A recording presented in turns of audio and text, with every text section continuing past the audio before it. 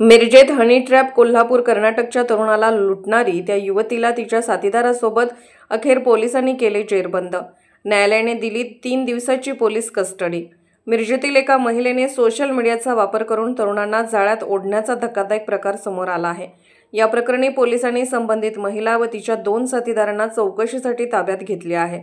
मिरजेच्या वखार भागातील एका महिलेकडून सोशल मीडियावर मैत्रीचे आमिष दाखवून कोल्हापूर व कर्नाटकातील तरुणांना जाळ्यात ओढल्याच्या तक्रारी आहेत। मैत्री झाल्यानंतर संबंधितांना मिरज येथील एका फ्लॅटवर बोलावून त्याची आक्षेपार्ह छायाचित्र व्हिडिओ काढून ब्लॅकमेल करण्यात येत होते। संबंधित महिला व तिच्या 2 साथीदारांनी आतापर्यंत 7 ते 8 तरुणांकडून लाखो रुपये वसूल केल्याची तक्रार आहे। पैसे देण्यास नकार दिल्यास मारहाण व व्हिडिओ व्हायरल करण्याची धमकी दिल्याचा आरोपही आहे। या प्रकरणी कोल्हापुरी येथील एका तरुणाने मिरज शहर पोलिसात तक्रार केली असून पोलिसांनी संबंधित महिला व तिच्या साथीदाराला चौकशीसाठी ताब्यात घेतल्याचे समजते।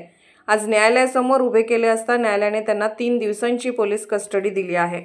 समीर कच्ची राहणार शास्त्री चौक मिरज व रशीद शेख राहणार सुभाष नगर मिरज असे अटक केलेल्यांची नावे आहेत। अधिक तपास मिरज शहर पोलीस करत आहेत।